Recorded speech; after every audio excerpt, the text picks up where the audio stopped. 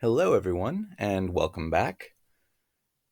Today we will be going over the second chapter in our textbook, Sources of Information and Why Research is Best and How to Find It. Both chapters 1 and 2 are preparing you before we get into the actual types of research, what the variables are, the different ways of evaluating them, and just really concentrating on understanding the difference between scientific evidence and things that people just kind of say. So, um, it's hopefully easier for you after these two chapters to really understand the heart of where real information comes from and how we can disseminate it or tell it apart from things that are just made up or, as certain people might say, fake news. Both chapters 1 and 2 will prepare you, hopefully, a little more for the first discussion that will be due soon. You can start it after this chapter if you want to, or, closer to the due date. But it's really important to understand why scientific information is the best and why we can't just go basing things on our own opinion and things like that. Psychology is a science because we need to explain our everyday behaviors and explain our theories with scientific evidence, as opposed to just taking our word for it. Remember that in the last chapter, I spent a lot of time going over this hypothetical example of studying. If we were to just listen to what everybody says and not know for ourselves, how do we know that we're not just repeating something that was rhetoric or something that just people just think without actually seeing evidence for? We can't base things on that. So in this chapter, actually, there's not really much about the objectives for this chapter, so I apologize. But basically, we're going to look at people's personal experiences, which a lot of people report on. And it's not that your personal experience is wrong necessarily, it's just biased because if you don't know much about the topic of perception, people's perceptions and the way that they take things is based on your own experiences, expectations, memories, things that you heard growing up. So it's very easy in a household for you to be biased towards what your parents believed or other people around you, and to not actually know if that information is credible or not.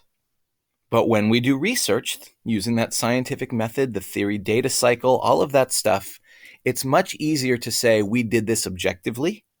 We didn't have a bias.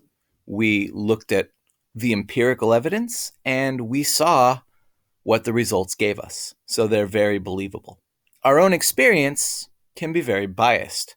At the very beginning, the very end of the lecture last time, I talked about this silly example that seemed to make little sense.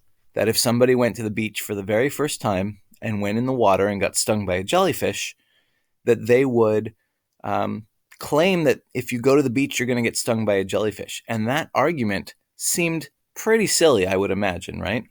Even if you didn't think much about it after the lecture. Well, that is, in a sense, the same argument as the vaccination or the anti-vax claim. But we'll get back to that. So in this chapter, we're going to look at what the research says versus somebody's own experience and why that might be biased and not reliable. The research versus your intuition. In Psych 1, when I teach that class, I talk about why we can't use our intuition. So how our own intuition, human thinking, is faulty. And even though it may be reliable more often than not, you can't use your own intuition to be able to predict scientific theories and things like that. We're going to talk about trusting authorities on the subject, which people that are in an authoritative spot are the ones that you can actually rely on, and which ones maybe not so much. And then finally, we're going to go with finding and actually reading the research to see what it does and what it says. and why, overall, the research is much better than anybody's opinion or anybody's experience alone. So here is a nice little flowchart, which looks a little boxy because it is, but if you let me take you through this, I will explain it very simply. So right there at the top in green, it says, "This I believe." So these are reasons for you to believe what a person is saying or where information is coming from. You're able to believe it. So it could be that you believe it based on your own experiences. Well, there's two issues with your own experiences. For one, when I went over that example of a scientific experiment using the studying versus not studying, one of the things to make it fair and to make it objective is that you have one group that studies and another group that does not study, so you can make a direct comparison. Here, with your personal experience, you have no comparison group. What happened to you happened to you. If you ate something and got a bad reaction to it, was that bad reaction because of the food? You can't compare it to somebody who didn't eat it. So first of all, your experience has no comparison group. Second of all, there are confounds. One of the other things that I pointed out in that original example from chapter 1 is that maybe studying didn't work, or not studying worked a little better than we thought because, there were problems there. Other variables that could have accounted for the score. Those are known as confounds. Anything else that can sort of explain the relationship or that A causes B. So again, we talk about A causes B, right? In this case, studying causes you to do better on an exam. Confounds could be things like lack of sleep. Confounds could be taking caffeine or other substances. Confounds could be being sick on the day of the exam. Confounds could be some people eating a nice healthy oatmeal for breakfast and some people eating no breakfast or just having pixie sticks, right? Or donuts. That could have an effect. So your personal experience, you can't control for these things. In a research setting, one of the things that we talk about is being able to control for these extra variables or confounds. So based on your own experience or somebody's own experience, you have to understand as a good consumer of research, there's no comparison group and there's confounds. Here it says, "This I believe," based on somebody's intuition. Intuition is biased by two things, or can be biased by two main things: faulty thinking and motivation. Being able to trust your intuition is a nice comforting thing for you, but in the scientific world, it doesn't cut the mustard. So think about this. I like using this example as well. Let's say, since, ELAC campus is really close to downtown LA, and downtown LA has what I would say is probably the most or the biggest homeless population in one concentrated area, probably in the country, per capita.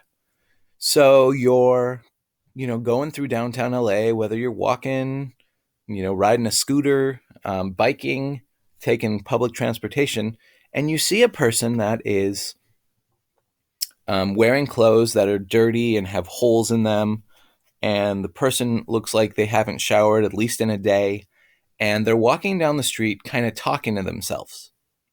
Your first instinct, based on your intuition, is that person is homeless and very likely has some sort of mental illness like schizophrenia, some sort of diagnosed or undiagnosed mental illness. And you know what? Most of the time, based on the situation where you are, may be true. But let's just say that this one time in particular is that this person actually has a really nice job. It's their day off. And on their day off, they don't want to do anything.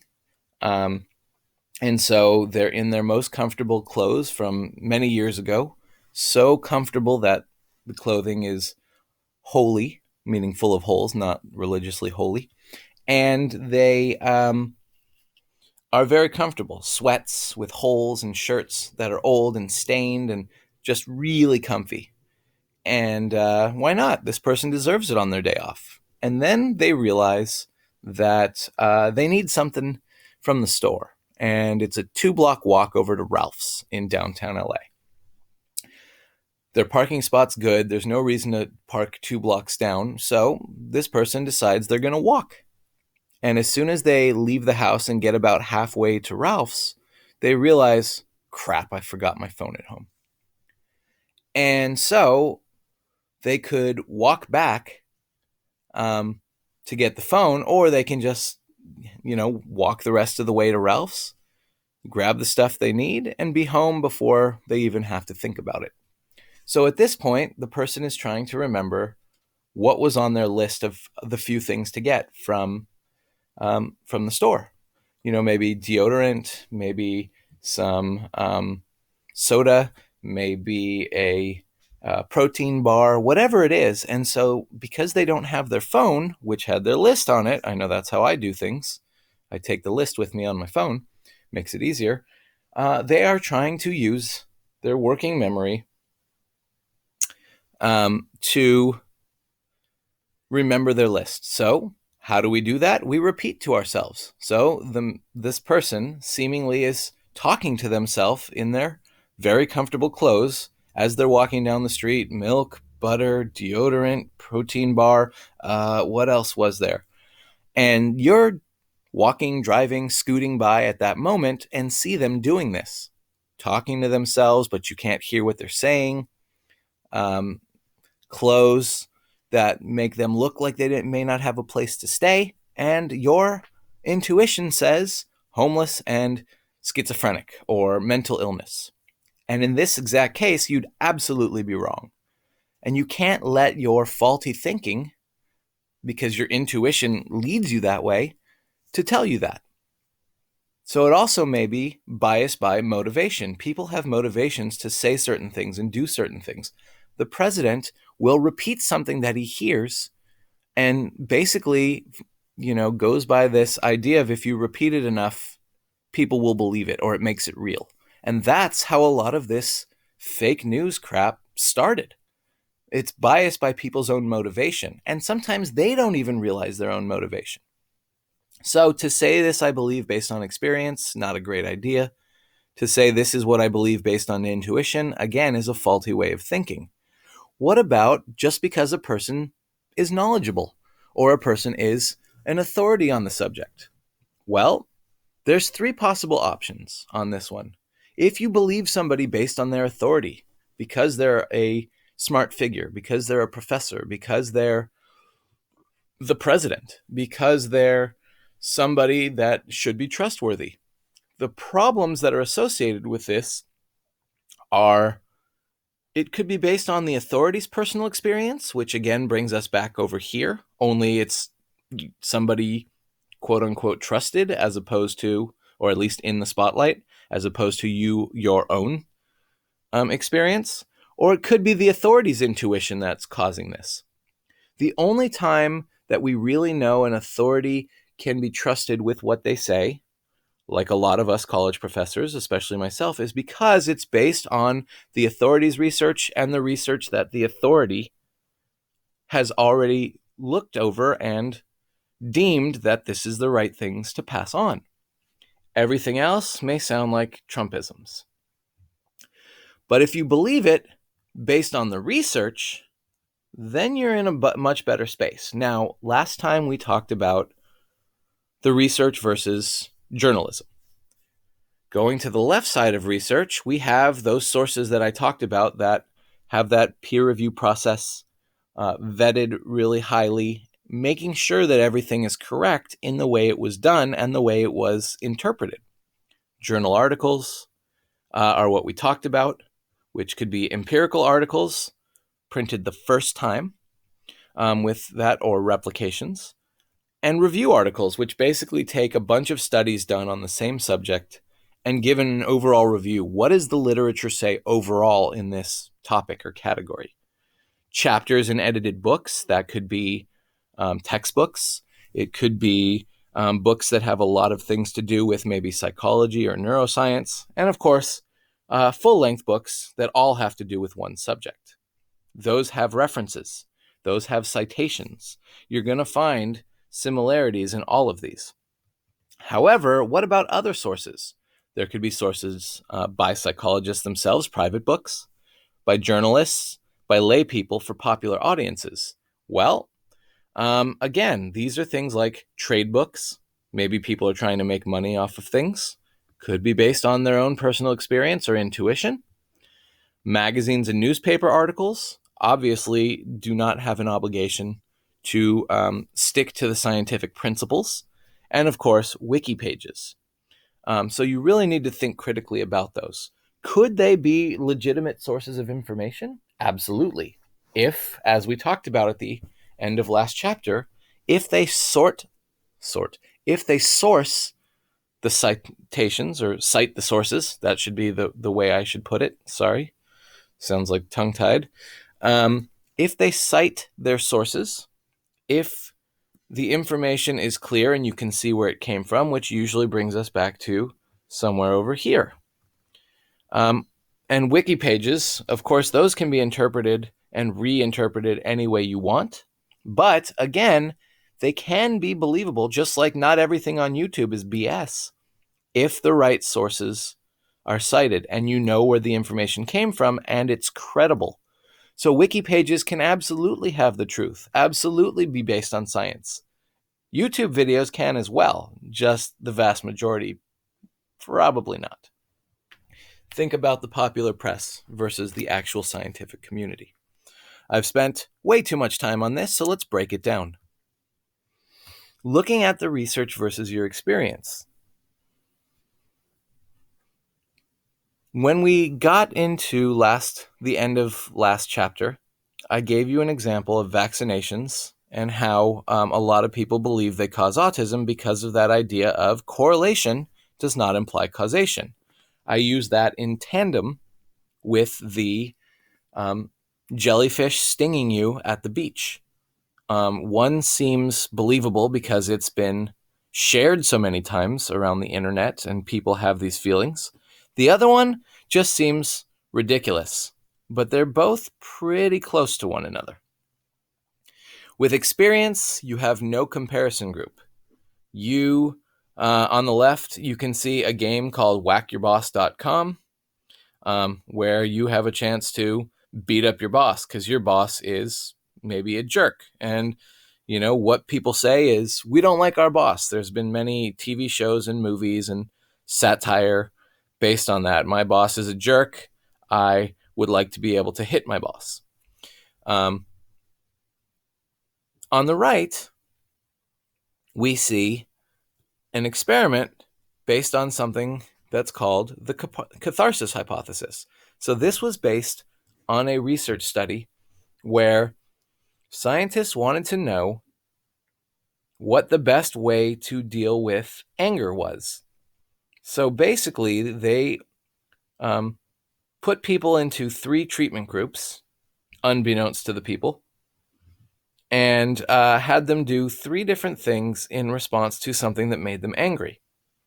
Well, what made them angry? Let's go over that first. So in this case, remember in research, we have all the groups that are exposed to the same event or the same experience, and there are 3 different ways to be able to deal with it. When you're mad about something in your own experience, you may do nothing, sit quietly. You may go out and punch a punching bag or go get some exercise, let out some steam. Or you could do other things. The thing is that you only do one of those. So there's no comparison group for your experience. What you experienced is the way you experienced it, and you couldn't experience it different. Again, research allows you to look at both sides. People that did study and people that didn't study before the exam. People that sat quietly after something bothered them. People that went and did some aerobic exercise and punched a bag.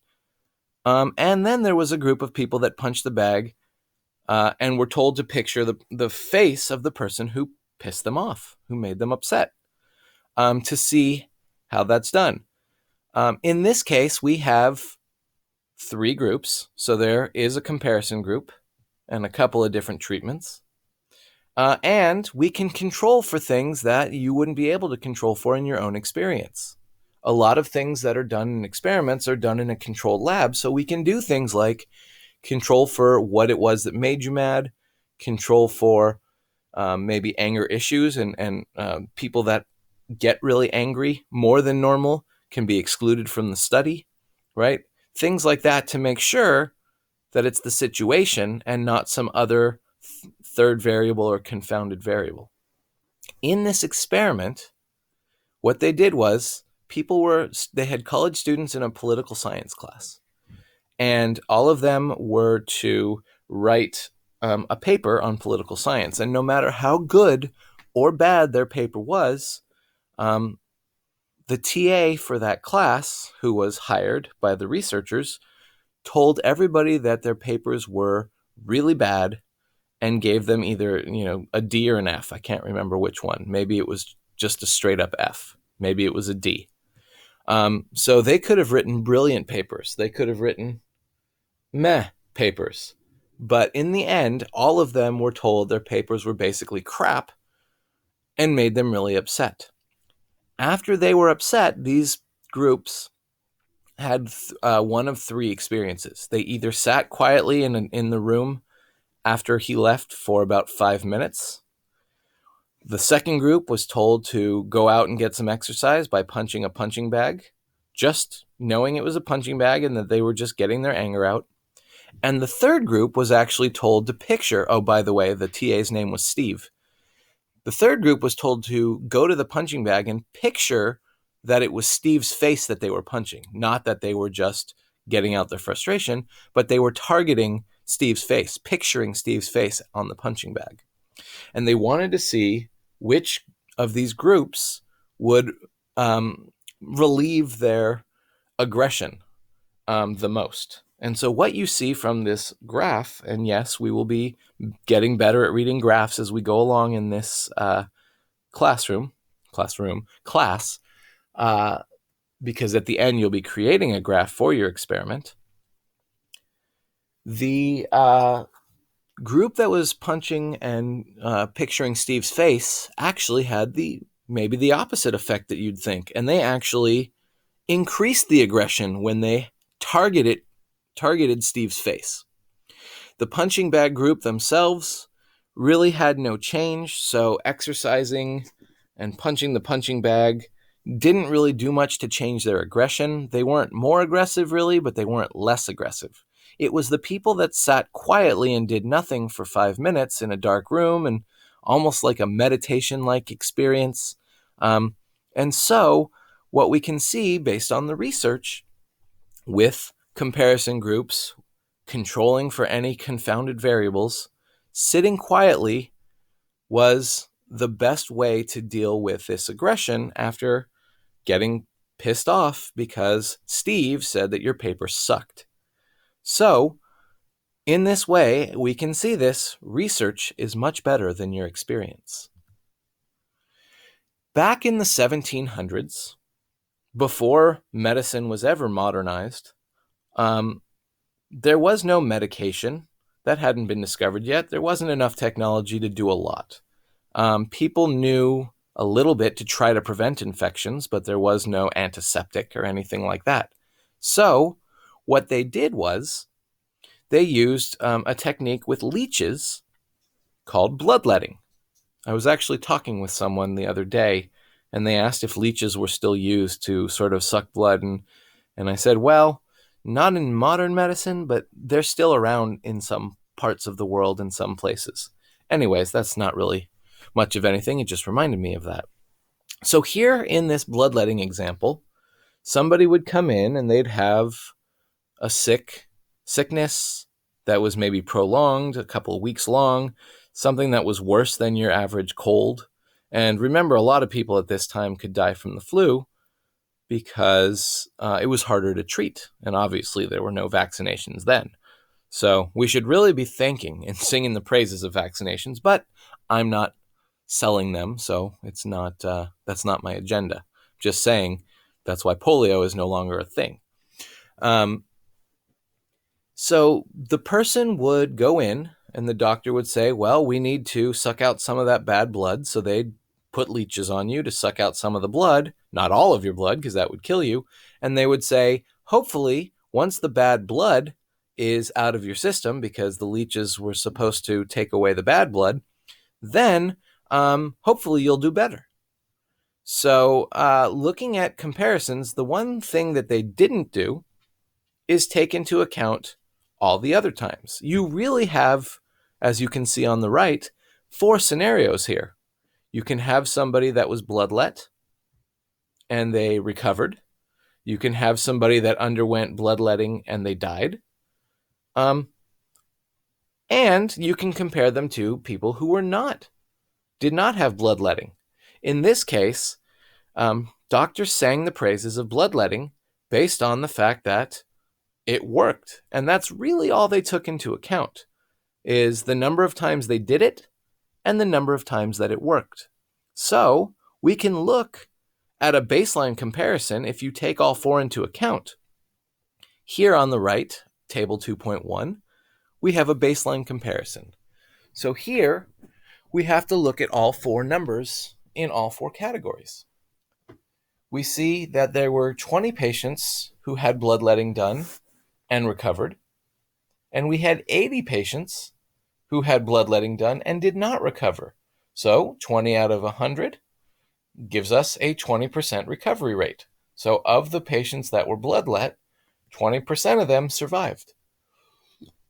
But if we compare them to the ones that weren't bloodlet, and let's say 10 of them where we did no bloodletting recovered, and 40 died, 10 out of 50 is the same percentage. So here, if we were to make a comparison between bloodletting and not bloodletting, we get the same 20% recovery rate, right? In this case, we can look at the numbers and say, well, bloodletting really did nothing. If I did bloodletting, there's a 20% chance of survival. If I did nothing, no bloodletting, there's a 20% chance of survival. So why would I stick leeches on myself or have somebody stick leeches on me if there's no difference? What if we change just one of those boxes? Does that change the outcome of the entire experiment? The answer, well, take a look. If we use the same numbers for bloodletting, 20 survived, 80 did not, that still gives us 20%. But look what happens if we change just one box. It's the box on the bottom right of the number of patients who were not bloodletted and they died. 10 recovered, 1 died. In this case, just changing one box changes the whole outcome. Instead of 10 out of 50, you now have 10 out of 11. That's a 91% survival rate, which means you're much more likely to die from being bloodlet than not being bloodlet. So does this work if we change any of the other boxes or all of the other boxes? Absolutely. If you increase that same box, the value, then you see 20% on the left for bloodletting, and if you change that box to show 10 people recovered and 490 died, that makes it 10, not 10 out of 50, but 10 out of 500. In that case, you only have a 2% survival rate. What that would do to this example is show that being bloodlet gives you 10 times the chances, 10 times higher chances of surviving than of dying, which would really support the idea of bloodletting.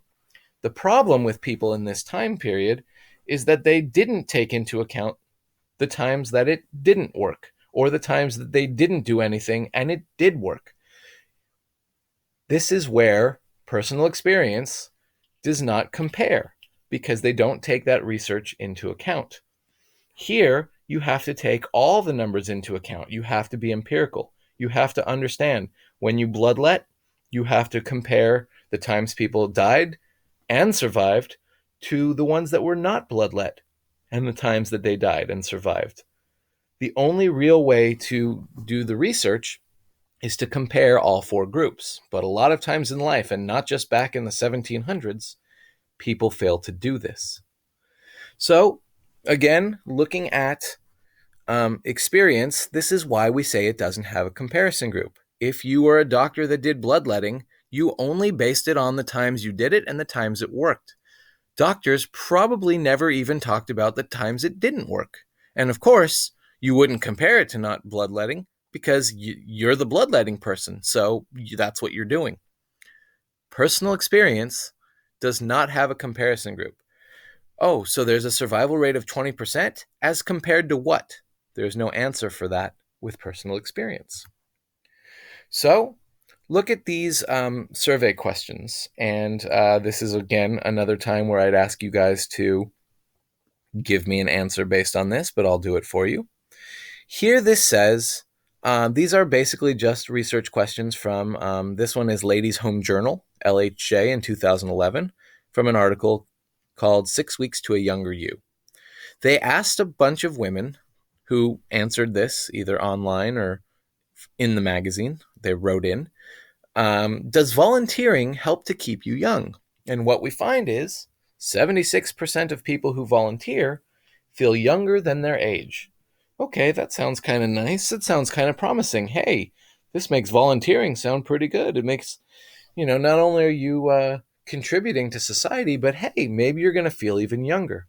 Well, what about the people who didn't feel younger than their age when they volunteered? And what about the people who don't volunteer? This doesn't really compare to them, right? It doesn't concern them. Well, if you don't volunteer, maybe you're doing things to keep yourself young, like exercising, maybe certain makeups that you wear make you feel younger, or, other things like that. This is very, very biased in that way because you have no comparison group. What about reading the safety guide? If you read the safety guide in the airplane, does that keep you safe? Well, 70% of people who survived air crashes read the in-pocket safety manual before their flight. Interesting. What about the people that didn't survive? First of all, we'll never know. Okay, that sounds a little morbid. I apologize. But what about the people who didn't read the manual and also survived, right? There is a question of, what do we compare this to? It's nice to have numbers like this, but we don't have comparisons. So personal experience does not have a control group. Again, experience is also confounded. Looking at this picture, it reminds me of the study that I just talked about. When we are evaluating our own experiences, we are not able to control for multiple co-occurring effects on our moods or behaviors.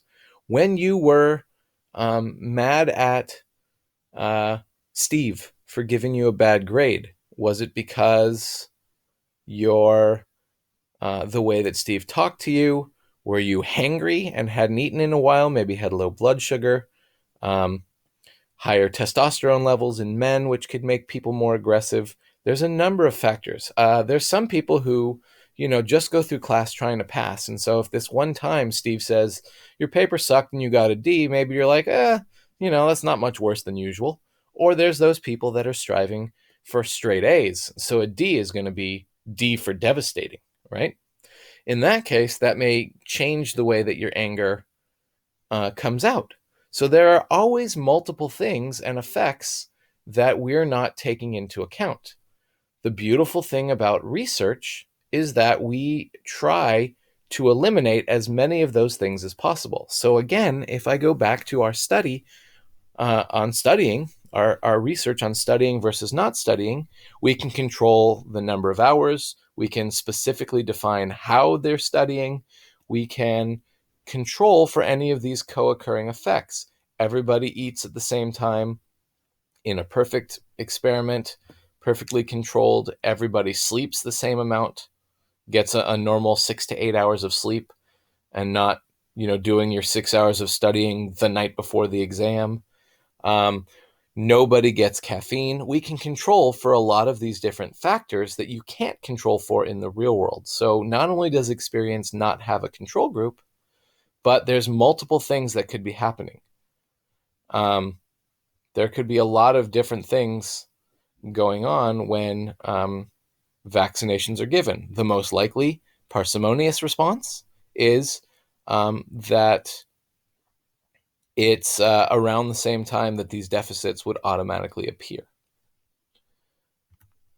So research is better than experience. Again, this study of the effects of catharsis, meaning getting your aggression out, feeling better about it, is a systematic comparison that controls for potential confounds. Um, Getting exercise and just hitting the bag versus picturing Steve's face and keeping that aggression in the forefront of your brain, in your working memory, or sitting quietly and just sort of relaxing and letting go. You can't do this in the real world. You're only going to have one of these reactions.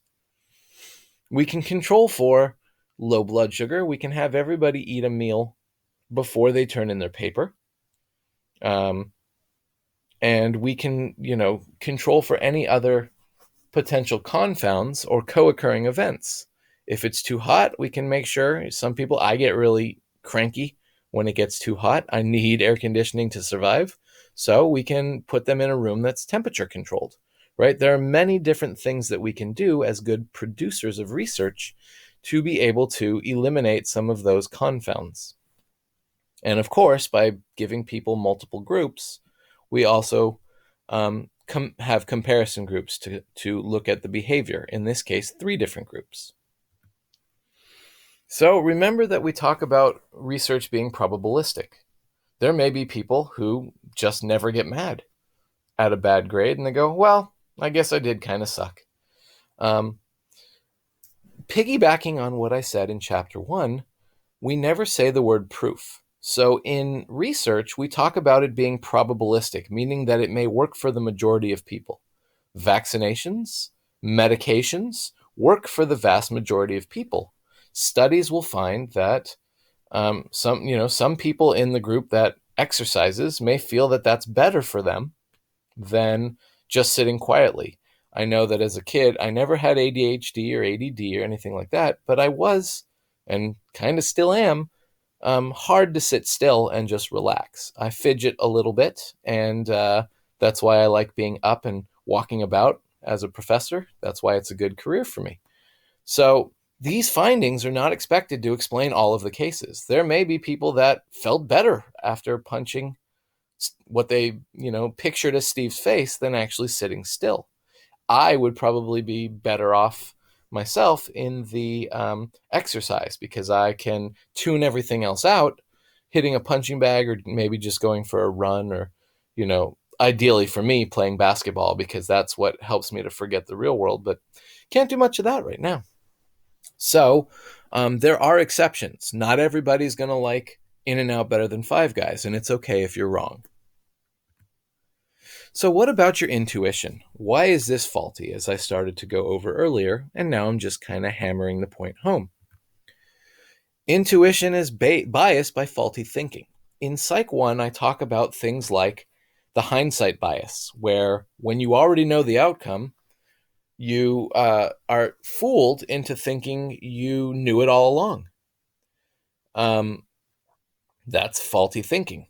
The reason you feel you knew it all along is because now you already know the answer. So you're like, of course I should have seen the error of my ways. Of course I would have predicted this all along. Well, no, you really became clear. The clarity came in after you already knew the ending. One of the other things is that we also overestimate ourselves. We tend to think that we do better. In social situations, we think we know more. In academic situations, when you're cramming for an exam and you don't sleep the night before, you find that you're like, oh, I kicked butt on that test. I killed it. And then you get your grade back and you're like, why didn't I do as well? Well, sleep is what actually consolidates your memory. So cramming and pulling an all-nighter the night before your exam doesn't give you enough sleep and probably just keeps that information in your short-term memory and doesn't transfer it to your long-term memory. And so what happens is when you're trying to retrieve information, you retrieve it from your long-term memory. That is faulty thinking. The other thing is that people love to put patterns together. And so they think if I'm on a hot streak, or they think that these signs from the universe point to this, this, and this, again, that's faulty thinking. Most of the time, it's based on randomness. It's also biased by a person's motivation. We will see this throughout this class, that you may think that you're perfectly legitimate or perfectly balanced. You have a control group, but you also know that in your mind, in your brain, you have a hypothesis. You really want the people who study to do better. There may be, whether you're outwardly motivated for this experiment to work, or whether you're internally and you don't even notice that you're doing this, maybe you're giving hints to somebody. If we did a study on a new antidepressant, right, that's come out on the market and are coming out on the market, and you're the one in charge of doing this study. Well, normally when they do this like clinical trial of medication, what they do is half the people get the drug. Let's say it's 25 milligrams of antidepressant. The other group gets a placebo, which is a pill that looks, smells, tastes, feels everything like the original, but it doesn't have any of the medication in it. So it could be that you're handing out this medication, and so only you know which group uh, the people are in. So when you're giving out the real medication with 25 milligrams in it, you go, here you go, here you go. And then when you're giving the placebo that has no medication in it, maybe accidentally, unbeknownst to you, your tone changes and you say, here you go, here's your medication, wink, wink, right? And you're not even realizing that you're doing that. Not only are you giving away which group the people are in, but when they realize that they're in the group that's placebo or not, that may change the way they answer. So your motivation may jeopardize your way of thinking and may jeopardize your experiment. So the intuitive thinker versus a scientific reasoner. The intuitive thinker, says that person is homeless and schizophrenic, and says my intuition is very trustworthy. The scientific reasoner says we need to balance this out and look at all the empirical evidence. So what other types of faulty thinking is there?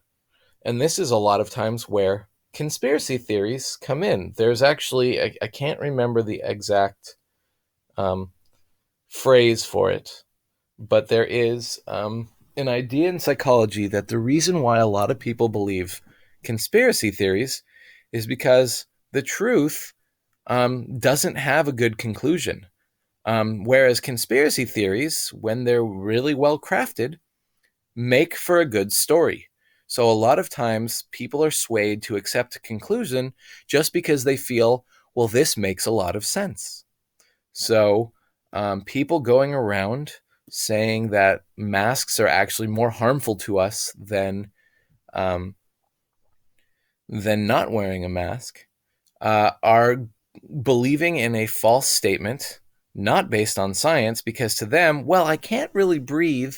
And it makes me feel like I'm breathing in my own breath. And so, oh, that must be toxic. Oh, that makes a lot more sense than, wearing a mask around everywhere when it could be killing me. So you're biased by a better story.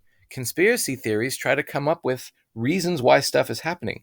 Do we know why the virus is here? Do we know why, and all these businesses are shut down and all of this? No, but the conspiracy theories that are offered give them some sort of way to connect the dots and give them a good conclusion. That's faulty thinking. A lot of times we also think about, when you're asked to do something, what comes most easily to mind. This is something we call the availability heuristic. Our thinking is guided by what most easily comes to our mind. It's like when somebody says, what's the first thing you think of when you hear the word blank? So whatever comes to your mind first is the answer. Oh, well, of course, everybody knows that. The answer is bananas. Obviously. Well, no, that's just what comes to your mind most easily. Again, with research, we think about all the possible answers and which one makes the most sense, not based on what just comes to the mind most easily. And just like in the bloodletting example, we fail to think of the things we cannot see. I did bloodletting. I see this many patients survive. So I say bloodletting works because I've done it and I've seen it. You focus on positive instances more than the negative ones. This, like the bloodletting example, is something we call the present-present bias. So here is another way of looking at the bloodletting example in a more modern way, based on that other example of research that we saw with catharsis and stupid Steve and his stupid face, right? Here, we look at somebody who was frustrated, and we looked at what they did about it when they were frustrated and how they felt about it after. So here, where it says we're failing to think of the things we cannot see and focusing on positive instances. Well, look, I expressed frustration by yelling, screaming, doing something, maybe punching Steve's face, and it made me feel better. I calmed down. It was a good catharsis.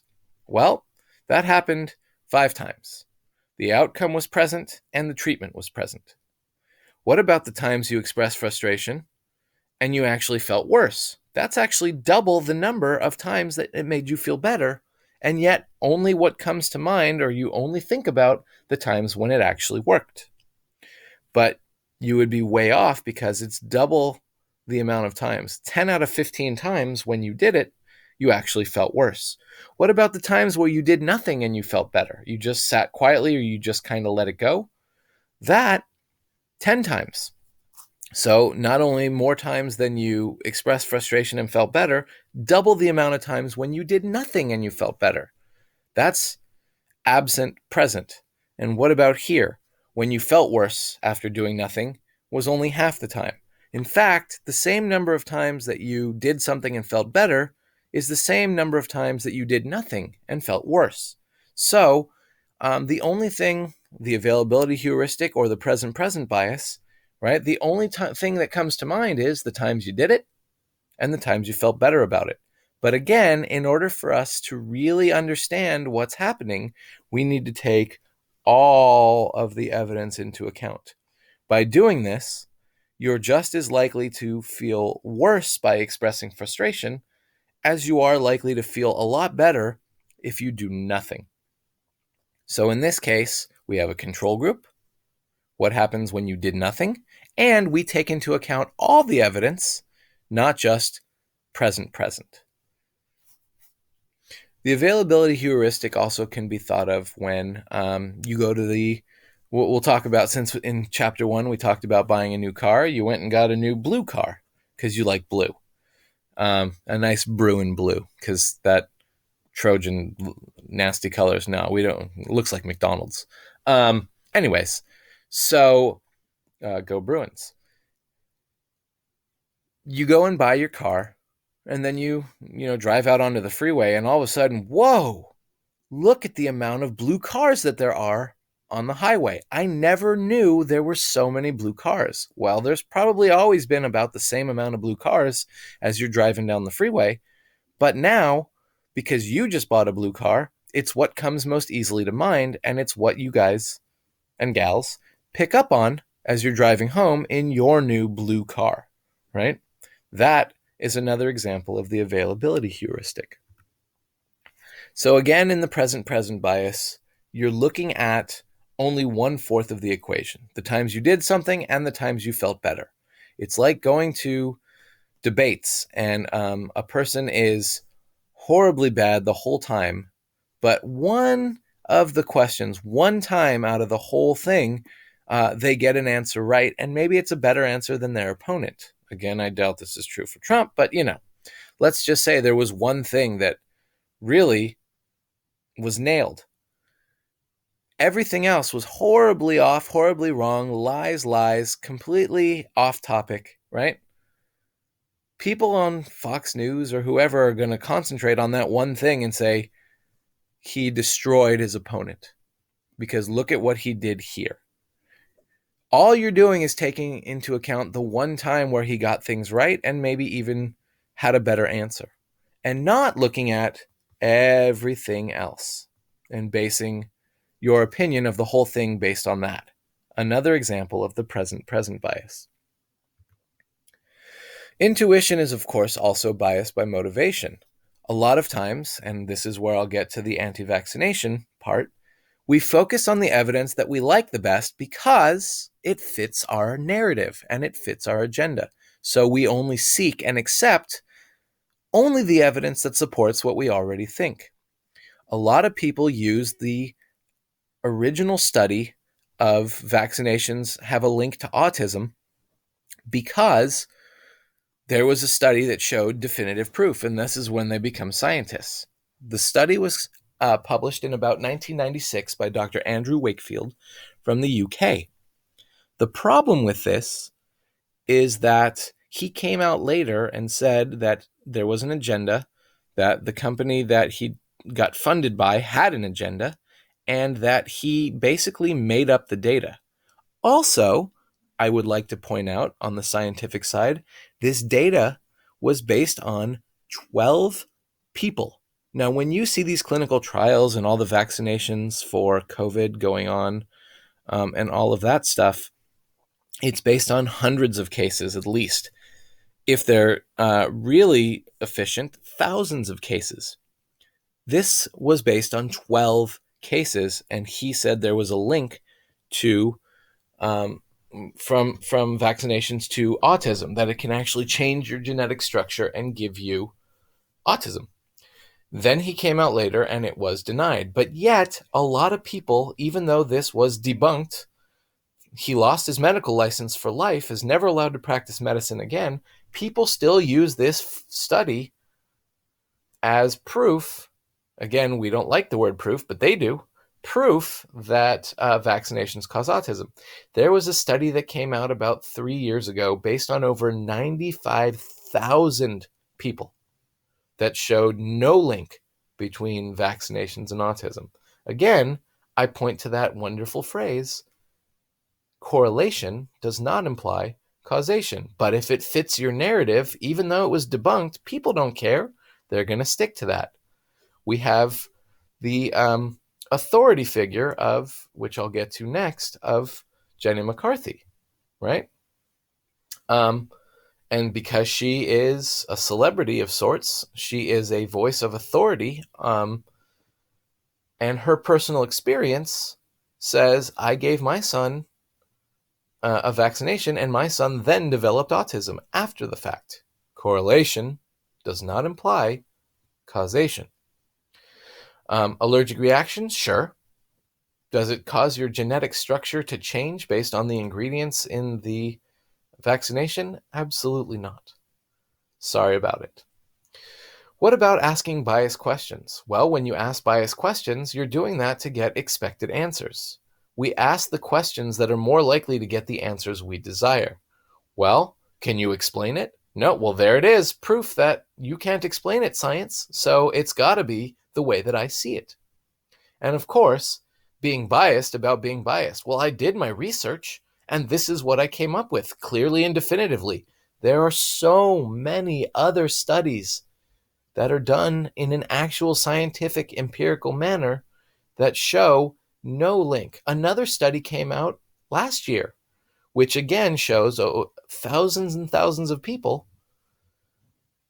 that there is no link, zero link between vaccinations like the measles, mumps, rubella, MMR, and autism.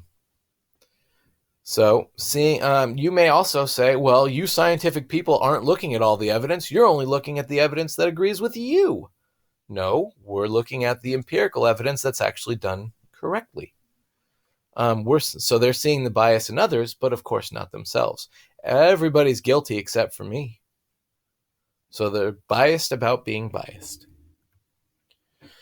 So when we look at the intuitive thinker based on intuition versus scientific reasoning, we always make mistakes when we're basing our reasoning on intuition rather than on all the evidence and science. Researchers create comparison groups. Researchers eliminate as many of the confounds as they can in their design. That's being a good producer of research. And researchers don't just look at one box when there's 4. They look at all the data, all the comparisons. They don't fall prey to the present bias or the availability heuristic because they take the time and energy and effort to look at all of it empirically and then make their decision based on that. The intuitive thinker, intuition is a shortcut, intuition is faulty, and this is why we need scientific reasoning in psychology and all across science. What about trusting authorities? I gave you a couple examples of Trump. I gave you Jenny McCarthy. I can give you things like, people speaking out on political issues like LeBron James and the opposition telling him to just shut up and dribble. And then when they don't dribble, they get opposition as well. So who to trust? What authorities can you trust in this case? Well, back to this sort of map. Down here, based on authority, up here, based on authority, it could be the authority's research. If that's the case, you know that it's safe because the numbers, the sources, the citations are all there. But it could be the authority's personal experience, and that brings us back to here, or the authority's intuition, and that brings us back to here. So you really need to use your critical thinking skills to understand where their information is coming from. Bottom line, research is better. Really quickly going back, right? Again, using that idea of we can trust journalists if they cite it directly. If not, we may need to, like the scientists, dig a little deeper in magazines and newspaper articles, in internet blogs, and things like that, because we don't want it to turn into that game of telephone where grandma is wearing a tinfoil hat so she doesn't get A. Obviously, research is better. So how do we conduct the research? Well, let's see. And after this, it would be a good idea to go over the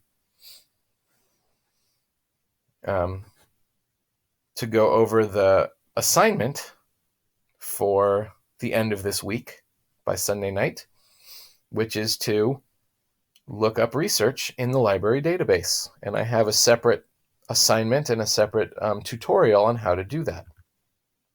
So how do we find and read the research? Can we just simply Google it? Sometimes. There is a website via Google called Google Scholar, which actually links all of the scientific journals that are available in the Google database. We want to consult scientific sources, find scientific sources, and then figure out how to read the research and understand what it actually means. We also want to know in less scholarly places if they actually base it on the research or if it's just sort of a summary and not really based on the actual research. So, going back and zooming in on this part, scientific sources in psychological research by psychologists for other psychologists, and hopefully for the rest of the world to understand. But of course, it's very convoluted and wordy and complex. And so sometimes journalists can make it a little more simple for the layman, put it in a way that is understandable. But the problem is that they don't always do that, or they make conclusions that really aren't there. And that can turn into a big mess. Journal articles, again, empirical articles, which is what we are focusing on in this course, and review articles, which takes into account all of the articles or all of the papers that have been published in a certain topic and gives an overall review of what the evidence says overall. Chapters and edited books and full-length books on the subject are also based on research and empirical data, and in this boldness can be trusted for the most part. Here, you have to use critical thinking. Trade books, if they have the references, sure. Magazines and newspaper articles, if they accurately portray the numbers and they show links or citations to the actual research that was done, it can take you back to here so you can find it for yourself and make sure that they're telling the truth. And of course, wiki pages, a lot of times on the bottom, do have citations, sources, and links. A lot of times they don't, and those are the ones that can definitely not be trusted unless you go back and check it out yourself. maybe it's based on something like this and they didn't cite it. The responsible ones will. So, journal articles are, of course, psychology's most important source. We talked about empirical versus review articles, and here are some of the journals. I'm just going to go over them. Clinical psychology has behavioral therapy, cognitive therapy, counseling psychologists, Journal of Abnormal Psychology, blah, blah, blah. We have applied psychology, Journal of Applied Psychology. Remember, these are very specific types of treatments and things like that, like the prosthetics in Chapter 1. The applied psychology is once the basic research has already been discovered, we're looking to apply it to something specific. Educational psychology, experimental psychology applied, all of these things. Cognitive psychology, Journal of Experimental Psychology, Perception and Performance. Personality and social psychology journals, Journal of Research and Personality. Developmental, child development, psychology and aging. Neuroscience, of course, behavioral neuroscience, developmental psychobiology, nature neuroscience, which is probably the gold standard here. And journals that contain review articles could be ones that show, again, the overall presence of what these articles say. Psychological Bulletin, American Psychologists, that review a whole bunch of different articles on the same topics. And spanning several topics. It could be, a cornucopia, if you will, of different things. Oops.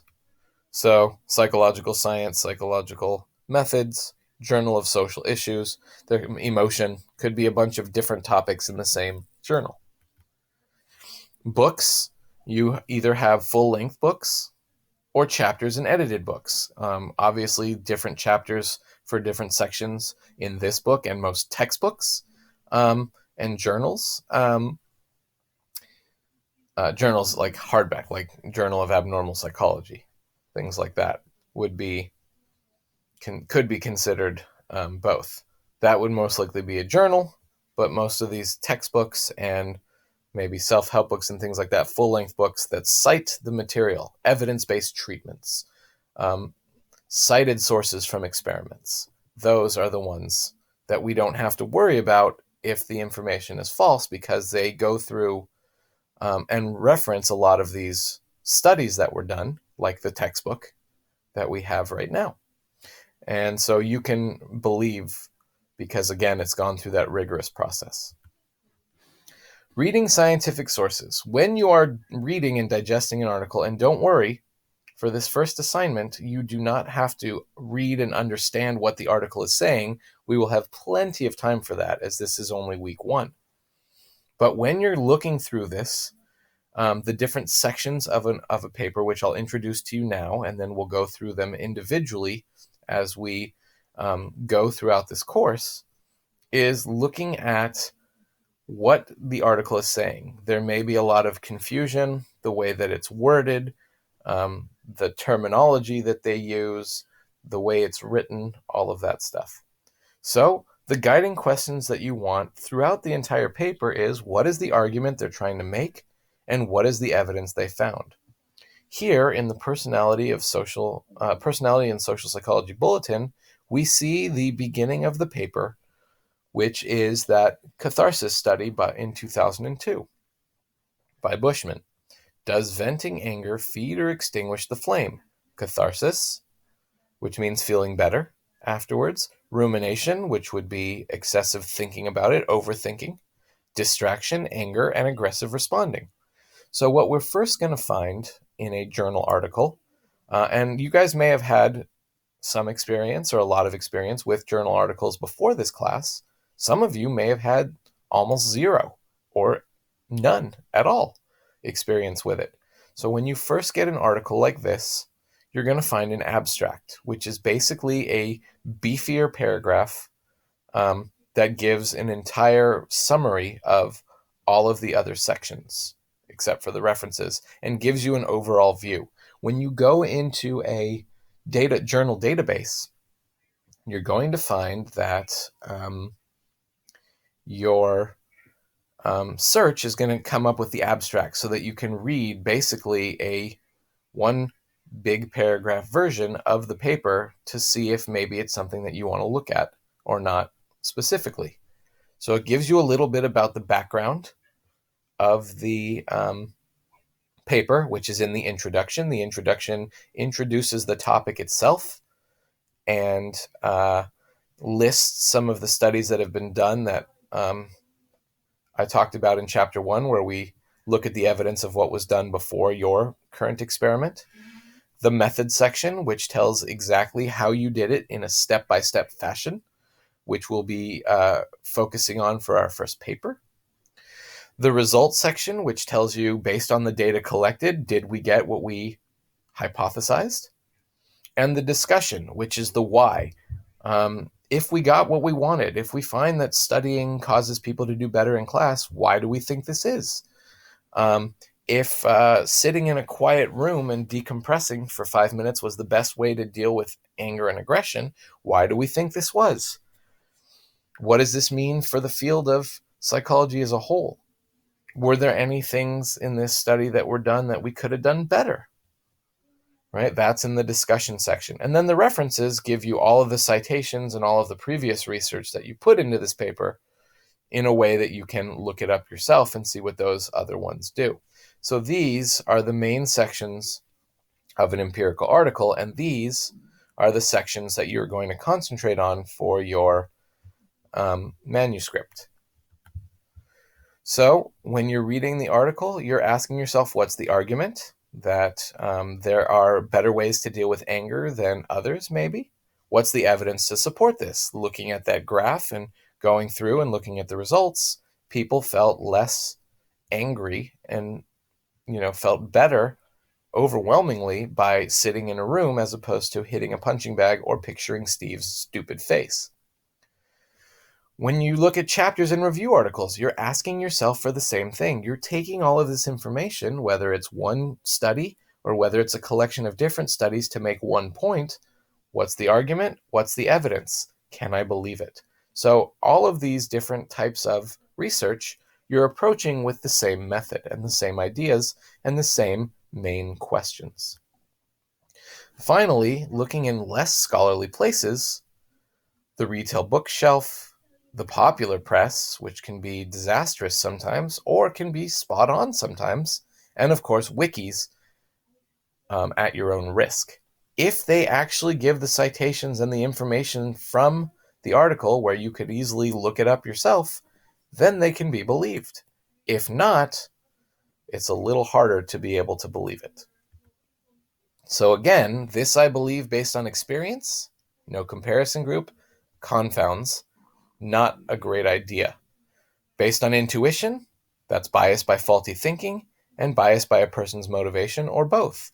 Based on a person's authority, if they're an expert and they show research and give the numbers and the citations and the sources, great. Otherwise, it could just be based on the authority's personal experience. Vaccinations cause autism, jellyfish, don't go to the beach, you'll get stung by a jellyfish. Or the authority's intuition, which brings us back to here. Or it can be based on research. If it's a scientific source, you should be able to believe it, at least until it's comes out that the scientist or researcher was complete BS. If it's in other sources, you may be able to find some of these things that are here and are able to believe it. If not, it's a little bit harder, so maybe you don't believe it or you dig a little deeper. And again, that makes you a good consumer of research. You don't necessarily have to be the producer of research to be able to do that. You can do this now before we learn the skills and understand all of the tools to make our own experiments. This has been a fun chapter to go over. After this, you should be able to go to the first assignment, which will be due this weekend, which is to log on to the ELAC database, library database, and find a journal article that has to do with psychology, or maybe go on Google Scholar. With that first assignment, I have included a tutorial which will explain how to get onto the ELAC website and how to go on Google Scholar and what the pros and cons of each one is. Basically, I just want you to spend a good 10-15 minutes searching through and just basically picking an article, downloading it, and then entering it in to the Canvas page as your first assignment to get credit for this, just to show that you're able to search the literature and you understand what you're doing. And as usual, I'll talk to you guys soon.